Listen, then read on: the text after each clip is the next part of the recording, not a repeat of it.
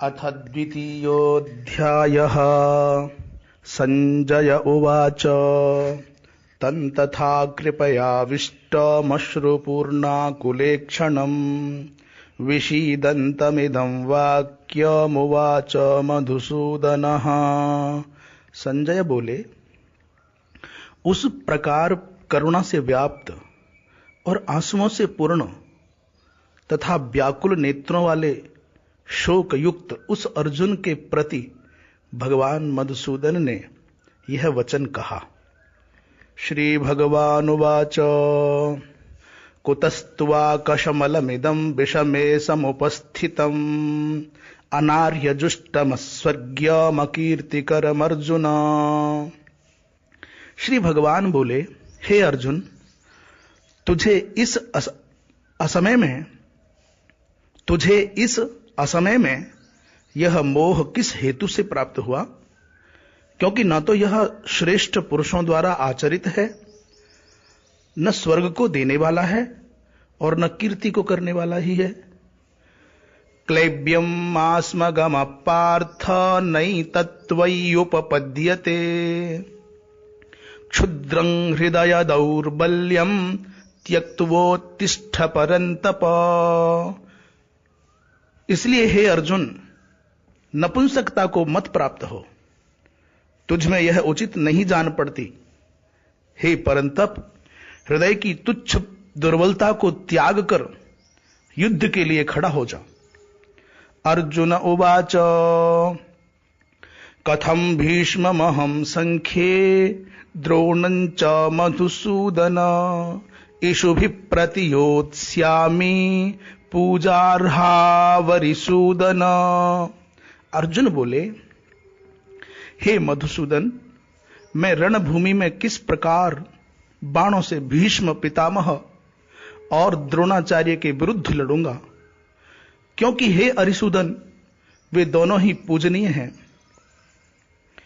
गुरून् हत्वा हि महानुभावान् श्रेयो भोक्तुं भैक्ष्यमपीह लोके हत्वार्थकामांस्तु गुरूनिहैव भुञ्जीय भोगान् रुधिरप्रदिग्धान्। इसलिए इन महानुभाव गुरुजनों को न मारकर मैं इस लोक में भिक्षा का अन्न भी खाना कल्याणकारक समझता हूं, क्योंकि गुरुजनों को मारकर भी इस लोक में रुधिर से सने हुए अर्थ और काम रूप भोगों को ही तो भोगूंगा।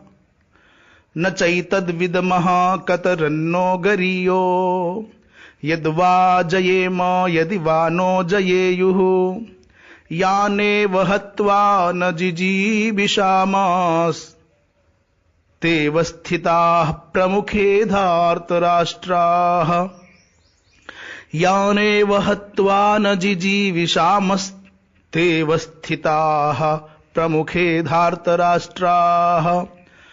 हम यह भी नहीं जानते कि हमारे लिए युद्ध करना और न करना, इन दोनों में से कौन सा श्रेष्ठ है, अथवा यह भी नहीं जानते कि उन्हें हम जीतेंगे या हमको वे जीतेंगे। और जिनको मारकर हम जीना भी नहीं चाहते, वे ही हमारे आत्मीय धृतराष्ट्र के पुत्र हमारे मुकाबले में खड़े हैं। कार्पण्य दोषोपहत स्वभावः पृच्छामि त्वां धर्म सम्मूढ़ चेताः यच्छ्रेयः स्यान्निश्चितं ब्रूहि तन्मे शिष्यस्तेहं शाधि मां त्वां प्रपन्नम्। इसलिए कायरता रूप दोष से उपहत हुए स्वभाव वाला तथा धर्म के विषय में मोहित चित्त हुआ मैं आपसे पूछता हूं कि जो साधन निश्चित कल्याणकारक हो वह मेरे लिए कहिए, क्योंकि मैं आपका शिष्य हूं। इसलिए आपके शरण हुए मुझको शिक्षा दीजिए। नहीं प्रपश्यामि ममापनुद्याद्यच्छोकमुच्छोषणमिन्द्रियाणाम् अवाप्य भूमा बसपत्नमृद्धम् राज्यं सुराणामपि चाधिपत्यम्। क्योंकि भूमि में निष्कंटक धन धान्य संपन्न राज्य को और देवताओं के स्वामी पने को प्राप्त होकर भी मैं उस उपाय को नहीं देखता हूं जो मेरी इंद्रियों के सुखाने वाले शोक को दूर कर सके। संजय उवाच एवमुक्त्वा हृषीकेशं गुडाकेशः परन्तप नयोत्स्य इति गोविंद मुक्त्वा तूष्णीं बभूवः। संजय बोले, हे राजन, निद्रा को जीतने वाले अर्जुन अंतर्यामी श्री कृष्ण महाराज के प्रति इस प्रकार कहकर फिर श्री गोविंद भगवान से युद्ध नहीं करूंगा यह स्पष्ट कहकर चुप हो गए। तमुवाच हृषीकेशः प्रहसन्नेव भारत सेनयोरुभयोर्मध्ये विषीदन्तमिदं वचः। हे भरतवंशी धृतराष्ट्र, अंतर्यामी श्री कृष्ण महाराज दोनों सेनाओं के बीच में शोक करते हुए उस अर्जुन को हंसते हुए से यह वचन बोले। श्री भगवानुवाच अशोच्यानन्वशोचस्त्वं प्रज्ञावादांश्च भाषसे गतासु न गतासूंश्च नानुशोचन्ति पंडिताः। श्री भगवान बोले, हे अर्जुन, तू न शोक करने योग्य मनुष्यों के लिए शोक करता है और पंडितों के से वचनों को कहता है, परंतु जिनके प्राण चले गए हैं उनके लिए और जिनके प्राण नहीं गए हैं उनके लिए भी पंडित जन शोक नहीं करते। न त्वेवाहं जातु नासन् न त्वं नेमे जनाधिपाः न चैव न भविष्यामः सर्वे वयमतः परम। न तो ऐसा ही है कि मैं किसी काल में नहीं था, तू नहीं था, अथवा ये राजा लोग नहीं थे, और न ऐसा ही है कि इससे आगे हम सब नहीं रहेंगे, न ऐसा ही है कि इससे आगे हम सब नहीं रहेंगे। देहिनोऽस्मिन् यथा देहे कौमारं यौवनं जरा तथा देहांतर प्राप्तिर धीरस्तत्र न मुह्यति। जैसे जीवात्मा की इस देह में बालकपन, जवानी और वृद्धावस्था होती है, वैसे ही अन्य शरीर की प्राप्ति होती है। उस विषय में धीर पुरुष मोहित नहीं होता। मात्रा स्पर्शास्तु कौन्तेय शीतोष्ण सुख दुःखदाः आगमापायिनो नित्यास्तांस्तितिक्षस्व भारत। मात्रा स्पर्शास्तु कौन्तेय शीतोष्ण सुख दुःखदाः आगमापायिनो नित्यास्तांस्तितिक्षस्व भारत। हे कुंती पुत्र, सर्दी, गर्मी और सुख दुख को देने वाले इंद्रिय और विषयों के संयोग तो उत्पत्ति विनाशशील और अनित्य हैं। इसलिए हे भारत, उनको तू सहन कर। यम ही न व्यथयन्त्येते पुरुषं पुरुषर्षभ सम दुःख सुखं धीरं सो अमृतत्वाय कल्पते, सो अमृतत्वाय कल्पते। क्योंकि हे पुरुष, यम ही न व्यथयन्त्येते पुरुषं पुरुषर्षभ सम दुःख सुखं धीरं सो मृतत्वाय कल्पते। क्योंकि हे पुरुष श्रेष्ठ, दुख सुख को समान समझने वाले जिस धीर पुरुष को ये इंद्रिय और विषयों के संयोग व्याकुल नहीं करते, वह मोक्ष के योग्य होता है। नासतो विद्यते भावो ना भावो विद्यते सतः उभयोरपि दृष्टोऽन्तस्त्वनयोस्तत्त्वदर्शिभिः। असत वस्तु की तो सत्ता नहीं है और सत का अभाव नहीं है। इस प्रकार इन दोनों का ही तत्वज्ञानी पुरुषों द्वारा देखा गया है। असत वस्तु की तो सत्ता नहीं है और सत का अभाव नहीं है। इस प्रकार इन दोनों का ही तत्वज्ञानी पुरुषों द्वारा देखा गया है। अविनाशी तु तद्विद्धि येन सर्वमिदं ततं विनाशमव्ययस्यास्य न कश्चित् कर्तुमर्हति। नाश रहित तो तू उसको जान जिससे यह संपूर्ण जगत दृश्य वर्ग व्याप्त है। इस अविनाशी का विनाश करने में कोई भी समर्थ नहीं है। अंतवंत इमे देहा नित्यस्योक्ताः शरीरिणः अनाशिनो अप्रमेयस्य तस्मात् युध्यस्व भारत। इस नाश रहित अप्रमेय नित्य स्वरूप जीवात्मा के ये सब शरीर नाशवान कहे गए हैं। इसलिए हे भरतवंशी अर्जुन, तो युद्ध कर। य एनं वेत्ति हंतारं यश्चैनं मन्यते हतम् उभौ तौ न विजानीतो नायं हन्ति न हन्यते।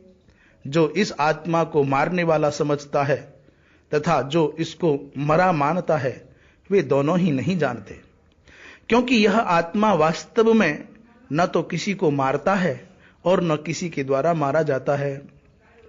न जायते म्रियते वा कदाचिन नायं भूत्वा भविता वा न भूयः अजो नित्यः शाश्वतोऽयं पुराणो न हन्यते हन्यमाने शरीरे। यह आत्मा किसी काल में भी न तो जन्मता है और न मरता ही है, तथा न यह उत्पन्न होकर फिर होने वाला ही है, क्योंकि यह अजन्मा, नित्य, सनातन और पुरातन है। शरीर के मारे जाने पर भी यह नहीं मारा जाता।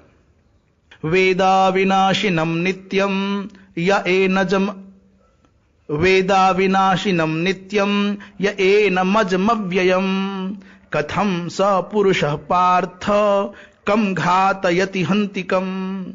हे प्रथापुत्र अर्जुन, जो पुरुष इस आत्मा को नाश रहित, नित्य, अजन्मा और अव्यय जानता है, वह पुरुष कैसे किसको मरवाता है और कैसे किसको मारता है।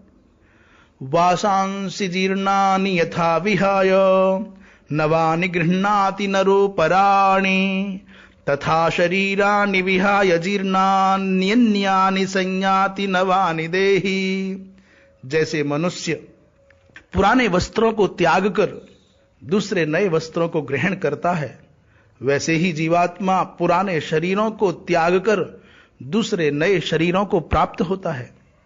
नैनं छिन्दन्ति शस्त्राणि नैनं दहति पावकः न चैनं क्लेदयन्त्यापो न शोषयति मारुतः। इस आत्मा को शस्त्र नहीं काट सकते, इसको आग नहीं जला सकती, इसको जल नहीं गला सकता और वायु नहीं सुखा सकता। अच्छेद्यो यमदाह्यो यमक्लेद्यो शोष्य एव च नित्यः सर्वगतस्थाणो रचलोऽयं सनातनः। क्योंकि यह आत्मा अच्छेद्य है, यह आत्मा अदाह्य, अक्लेद्य और निस्संदेह अशोष्य है, तथा यह आत्मा नित्य, सर्वव्यापी, अचल, स्थिर रहने वाला और सनातन है। अव्यक्तो यमचिन्त्यो यमविकार्यो यमुच्यते तस्मादेवं विदित्वैनं नानुशोचितुमर्हसि।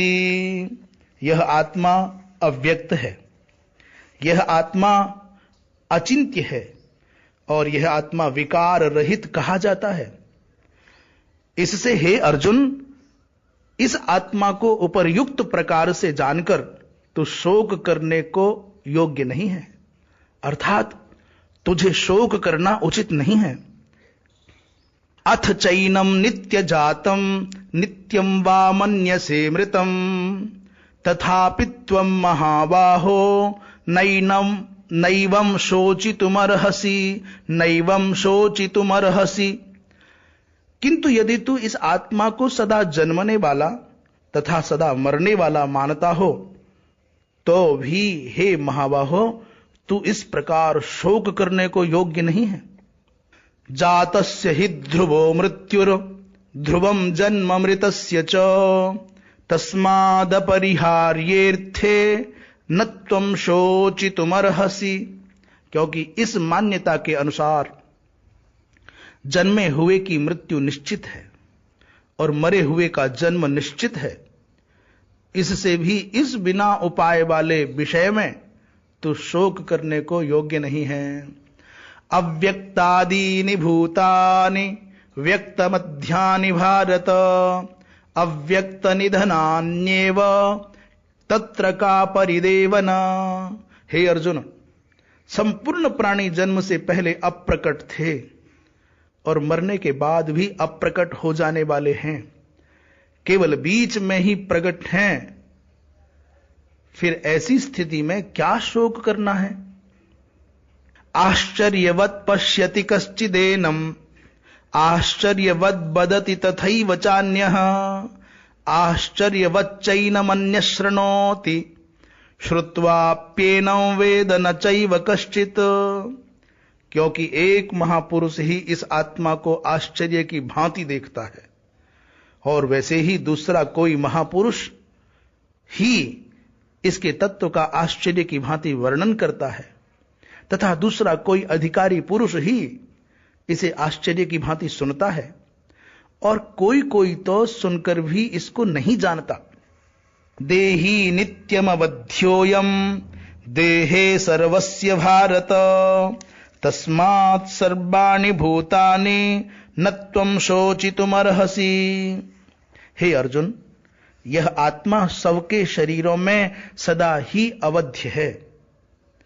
इस कारण संपूर्ण प्राणियों के लिए तू शोक करने के योग्य नहीं है। स्वधर्ममपि चावेक्ष्य न विकम्पितुमर्हसि धर्म्याद्धियुद्धात् श्रेयो अन्यच्छत्रियस्य न विद्यते धर्म्याद्धियुद्धात् श्रेयोऽन्यत् क्षत्रियस्य न विद्यते धर्म्याद्धि श्रेयोऽन्यत् क्षत्रियस्य न विद्यते। तथा अपने धर्म को देखकर भी तू भय करने योग्य नहीं है, अर्थात तुझे भय नहीं करना चाहिए, क्योंकि क्षत्रिय के लिए धर्मयुक्त युद्ध से बढ़कर दूसरा कोई कल्याणकारी कर्तव्य नहीं है। यदृच्छया चोपपन्नम स्वर्गद्वारमपावृतम सुखिनः क्षत्रियाः पार्थ लभन्ते युद्धमीदृशम। हे पार्थ, अपने आप प्राप्त हुए और खुले हुए स्वर्ग के द्वार रूप इस प्रकार के युद्ध को भाग्यवान क्षत्रिय लोग ही पाते हैं। अथ चेत्त्वमिमं धर्म्यं संग्रामं न करिष्यसि ततस्वधर्मं कीर्तिं च हित्वा पापमवाप्स्यसि। किंतु यदि तू इस धर्म युक्त युद्ध को नहीं करेगा तो स्वधर्म और कीर्ति को खोकर पाप को प्राप्त होगा। अकीर्तिं चापि भूतानि कथयिष्यन्ति ते व्ययाम संभावितस्य चाकीर्तिर्मरणादतिरिच्यते। तथा सब लोग तेरी बहुत काल तक रहने वाली अपकीर्ति का भी कथन करेंगे और माननीय पुरुष के लिए अपकीर्ति मरण से भी बढ़कर है। भयाद्रणादुपरतम मंस्यन्ते त्वाम महारथाः येषां च त्वं बहुमतो भूत्वा यास्यसि लाघवम्। और जिनकी दृष्टि में तू पहले बहुत सम्मानित होकर अब लघुता को प्राप्त होगा, वे महारथी लोग तुझे भय के कारण युद्ध से हटा हुआ मानेंगे। अवाच्यवादांश्च बहून् वदिष्यन्ति तवाहिताः निन्दन्तस्तव सामर्थ्यं ततो दुःखतरन्नु किम्।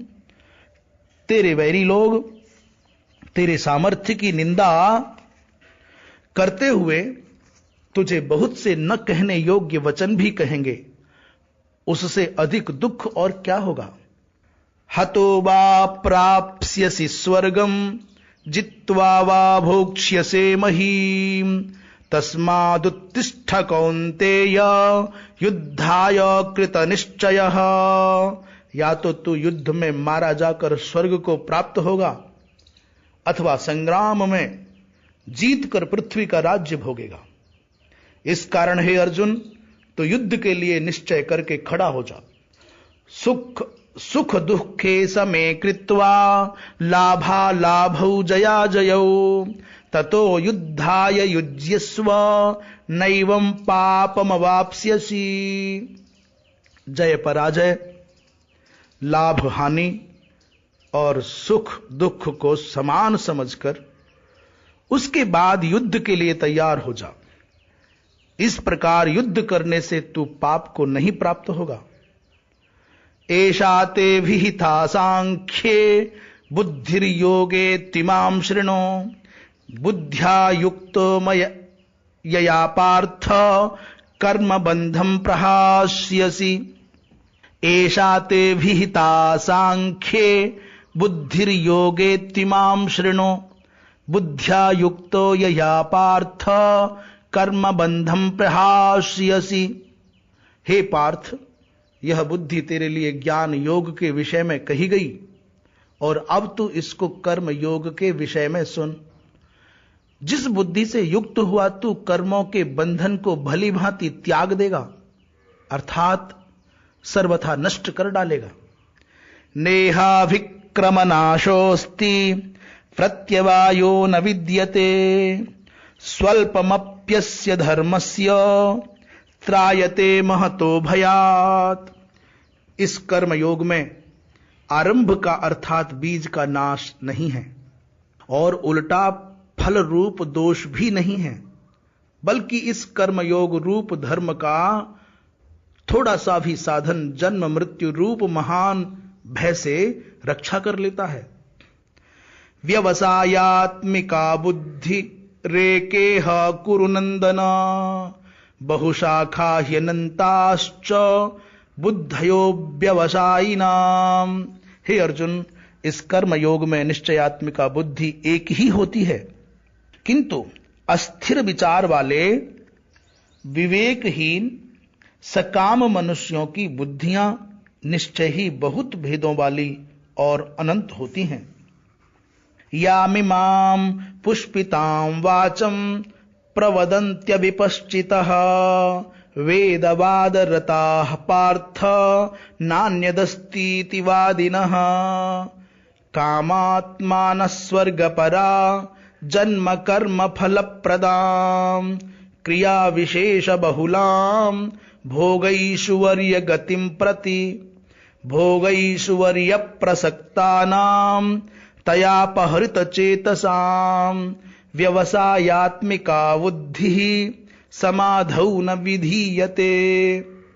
हे अर्जुन, जो भोगों में तन्मय हो रहे हैं, जो कर्म फल के प्रशंसक वेद वाक्यों में ही प्रीति रखते हैं, जिनकी बुद्धि में स्वर्ग ही परम प्राप्य वस्तु है और जो स्वर्ग से बढ़कर दूसरी कोई वस्तु ही नहीं है, ऐसा कहने वाले हैं, वे अविवेकी जन इस प्रकार की जिस पुष्पित अर्थात दिखाओ शोभायुक्त वाणी को कहा करते हैं, जो कि जन्म रूप कर्म फल देने वाली एवं भोग तथा ऐश्वर्य की प्राप्ति के लिए नाना प्रकार की बहुत सी क्रियाओं का वर्णन करने वाली है, उस वाणी द्वारा जिनका चित्त हर लिया गया है, जो भोग और ऐश्वर्य में अत्यंत आसक्त हैं, उन पुरुषों की परमात्मा में निश्चयात्मिका बुद्धि नहीं होती। त्रैगुण्य विषया वेदा निस्त्रैगुण्यो भवार्जुन निर्द्वंदो नित्य सत्वस्थो निर्योगक्षेम आत्मवान निर्योगक्षेम आत्मवान। हे अर्जुन, वेद उपर्युक्त प्रकार से तीनों गुणों के कार्य रूप समस्त भोगों एवं उनके साधनों का प्रतिपादन करने वाले हैं। इसलिए तू उन भोगों एवं उनके साधनों में आसक्तिहीन, हर्ष शोकादि द्वंद्वों से रहित, नित्य वस्तु परमात्मा में स्थित योगक्षेम को न चाहने वाला और स्वाधीन अंतःकरण वाला हो। यावानर्थ उदपाने सर्वतः संप्लुतोदके तावान् सर्वेषु वेदेषु ब्राह्मणस्य विजानतः सब ओर से परिपूर्ण जलाशय के प्राप्त हो जाने पर छोटे जलाशय में मनुष्य का जितना प्रयोजन रहता है, ब्रह्म को तत्व से जानने वाले ब्राह्मण का समस्त वेदों में उतना ही प्रयोजन रह जाता है। कर्मण्येवाधिकारस्ते मा फलेषु कदाचन मा कर्म फल हेतुर्भूर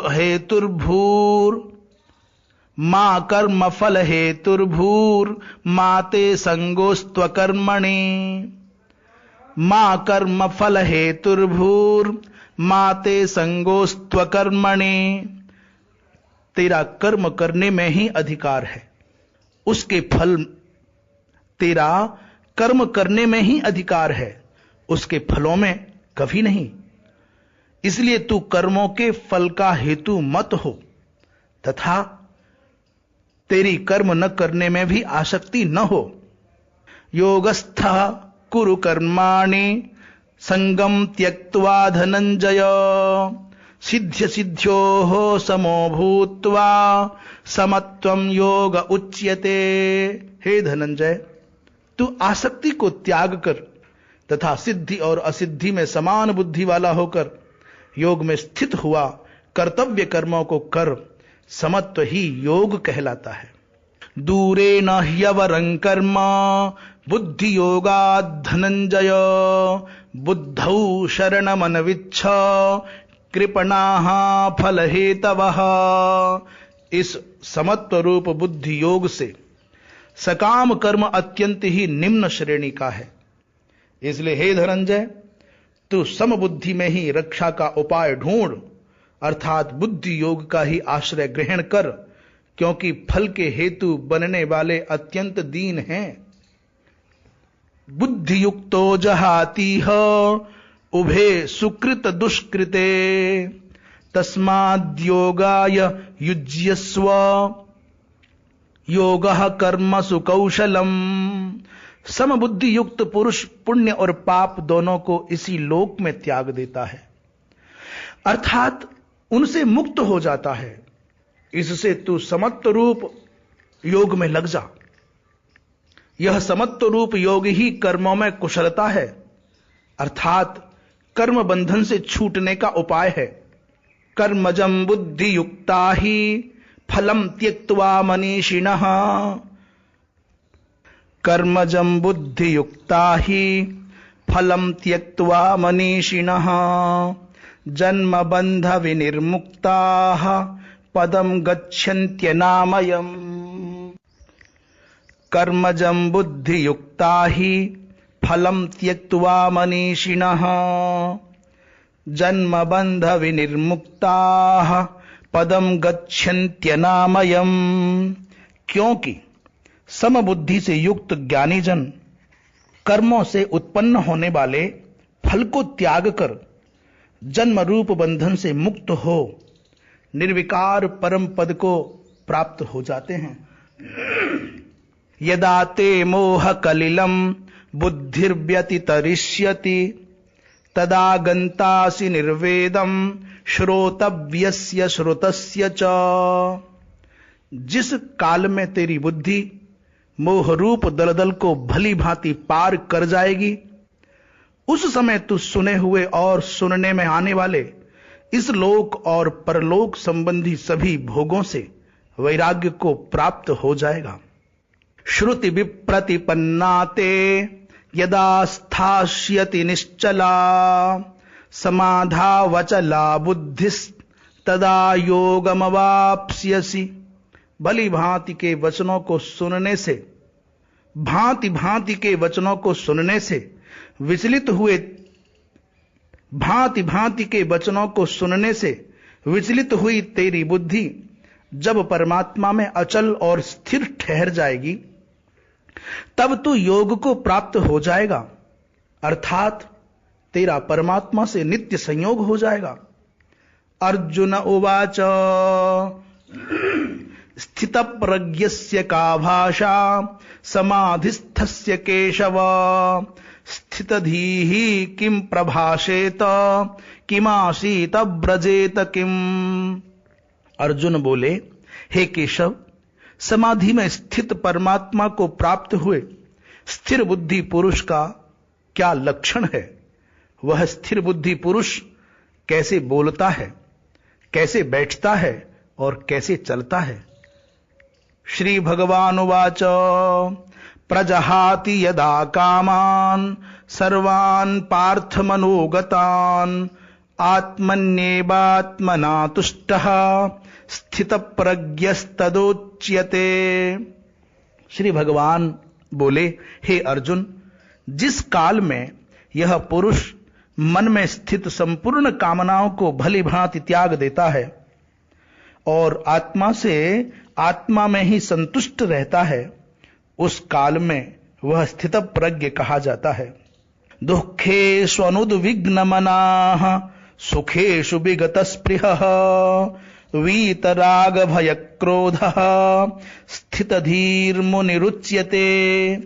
दुखों की प्राप्ति होने पर जिसके मन में उद्वेग नहीं होता, सुखों की प्राप्ति में जो सर्वथा निष्पृह है तथा जिसके राग, भय और क्रोध नष्ट हो गए हैं तथा जिसके राग, भय और क्रोध नष्ट हो गए हैं, ऐसा मुनि स्थिर बुद्धि कहा जाता है। यह सर्वत्रानभिस्नेहस् तत्तत्प्राप्य शुभाशुभम नाभिनंदति न द्वेष्टि तस्य प्रज्ञा प्रतिष्ठिता। जो पुरुष सर्वत्र स्नेह रहित हुआ, उस शुभ या अशुभ वस्तु को प्राप्त होकर न प्रसन्न होता है और न द्वेष करता है, उसकी बुद्धि स्थिर है। यदा संहरते चायं कूर्मोऽङ्गानीव सर्वशः इंद्रियाणीन्द्रियार्थेभ्यस् तस्य प्रज्ञा प्रतिष्ठिता। और कछुआ सब ओर से अपने अंगों को जैसे समेट लेता है, वैसे ही जब यह पुरुष इंद्रियों के विषयों से इंद्रियों को सब प्रकार से हटा लेता है, तब उसकी बुद्धि स्थिर है, ऐसा समझना चाहिए। विषया विनिवर्तन्ते निराहारस्य देहिनः रसवर्जं रसोप्यस्य परम दृष्ट्वा निवर्तते। इंद्रियों के द्वारा विषयों को ग्रहण न करने वाले पुरुष के भी केवल विषय तो निवृत्त हो जाते हैं, परंतु उनमें रहने वाली आसक्ति निवृत्त नहीं होती। इस स्थितप्रज्ञ पुरुष की तो आसक्ति भी परमात्मा का साक्षात्कार करके निवृत्त हो जाती है। यततो ह्यपि कौन्तेय पुरुषस्य विपश्चितः इंद्रियाणि प्रमाथीनि हरन्ति प्रसभं मनः। हे अर्जुन, आसक्ति का नाश न होने के कारण ये प्रमथन स्वभाव वाली इंद्रियां यत्न करते हुए बुद्धिमान पुरुष के मन को भी बलात् हर लेती हैं। तानि सर्वाणि संयम्य युक्त आसीत मत्परः वशे हि यस्येन्द्रियाणि तस्य प्रज्ञा प्रतिष्ठिता। इसलिए साधक को चाहिए कि वह उन संपूर्ण इंद्रियों को वश में करके समाहित चित्त हुआ मेरे परायण होकर ध्यान में बैठे, क्योंकि जिस पुरुष की इंद्रियां वश में होती हैं उसी की बुद्धि स्थिर हो जाती है। ध्यायतो विषयान् पुंसः संगस्तेषु पजायते संगात् संजायते कामः कामात् क्रोधोभिजायते। विषयों का चिंतन करने वाले पुरुष की उन विषयों में आसक्ति हो जाती है, आसक्ति से उन विषयों की कामना उत्पन्न होती है और कामना में विघ्न पड़ने से क्रोध उत्पन्न होता है। क्रोधाद् भवति सम्मोहः सम्मोहात् स्मृति विभ्रमः स्मृतिभ्रंशात् बुद्धिनाशो बुद्धिनाशात् प्रणश्यति। क्रोध से अत्यंत मूढ़ भाव उत्पन्न हो जाता है, क्रोध से अत्यंत मूढ़ भाव उत्पन्न हो जाता है। मूढ़ भाव से स्मृति में भ्रम हो जाता है। स्मृति में भ्रम हो जाने से बुद्धि अर्थात ज्ञान शक्ति का नाश हो जाता है, और बुद्धि का नाश हो जाने से यह पुरुष अपनी स्थिति से गिर जाता है। राग द्वेष अभियुक्तैस्तु विषयानिंद्रियैश्चरन् आत्मवश्यैर्विधेयात्मा प्रसादमधिगच्छति। परंतु अपने अधीन किए हुए अंतःकरण वाला साधक अपने बस में की हुई राग द्वेष से रहित इंद्रियों द्वारा विषयों में विचरण करता हुआ अंतःकरण की प्रसन्नता को प्राप्त होता है। प्रसादे सर्व दुखानां हानिरस्योपजायते प्रसन्न चेतसो ह्याशो बुद्धि पर्यवतिष्ठते। अंतःकरण की प्रसन्नता होने पर इसके संपूर्ण दुखों का अभाव हो जाता है, और उस प्रसन्न चित्त वाले कर्म योगी की बुद्धि शीघ्र ही सब ओर से हटकर एक परमात्मा में ही भली भांति स्थिर हो जाती है। नास्ति बुद्धिरयुक्तस्य न चायुक्तस्य भावना न चाभावयतः शांति रशांतस्य कुतः सुखम। न जीते हुए मन और इंद्रियों वाले पुरुष में निश्चयात्मिका बुद्धि नहीं होती, और उस अयुक्त मनुष्य के अंतःकरण में भावना भी नहीं होती, तथा भावनाहीन मनुष्य को शांति नहीं मिलती, और शांति रहित मनुष्य को सुख कैसे मिल सकता है। इंद्रियाणाम हि चरताम यन्मनोनुविधीयते तदस्य हरति प्रज्ञाम वायुर्नावमिवाम्भसि। क्योंकि जैसे जल में चलने वाली नाव को वायु हर लेती है, वैसे ही विषयों में विचरती हुई इंद्रियों में से मन जिस इंद्रिय के साथ रहता है वह एक ही इंद्रिय इस अयुक्त पुरुष की बुद्धि को हर लेती है। तस्माद्यस्य महाबाहो निगृहीतानि सर्वशः इंद्रियार्थेभ्यस्तस्य प्रज्ञा प्रतिष्ठिता। इसलिए हे महाबाहो, जिस पुरुष की इंद्रियों के विषयों से सब प्रकार निग्रह की हुई हैं, उसी की बुद्धि स्थिर है। या निशा सर्वभूतानां तस्यां जागर्ति संयमी यस्यां जागृति भूतानि सा निशा पश्यतो मुनेः। संपूर्ण प्राणियों के लिए जो रात्रि के समान है, उस नित्य ज्ञान स्वरूप परमानंद की प्राप्ति में स्थितप्रज्ञ योगी जागता है, और जिस नाशवान सांसारिक सुख की प्राप्ति में सब प्राणी जागते हैं, परमात्मा के तत्व को जानने वाले मुनि के लिए वह रात्रि के समान है। आपूर्यमाणमचल प्रतिष्ठम समुद्रमाप प्रविशन्ति यद्वत् तद्वत् कामायम प्रविशन्ति सर्वे सशांतिमाप्नोति न काम कामी। जैसे नाना नदियों के जल सब ओर से परिपूर्ण अचल प्रतिष्ठा वाले समुद्र में उसको विचलित न करते हुए ही समा जाते हैं, वैसे ही सब भोग जिस स्थितप्रज्ञ पुरुष में किसी प्रकार का विकार उत्पन्न किए बिना ही समा जाते हैं, वही पुरुष परम शांति को प्राप्त होता है, भोगों को चाहने वाला नहीं। विहाय कामान्यः सर्वान् पुमांश्चरति निष्प्रियः निर्ममो निरहंकारः सशांतिमधिगच्छति।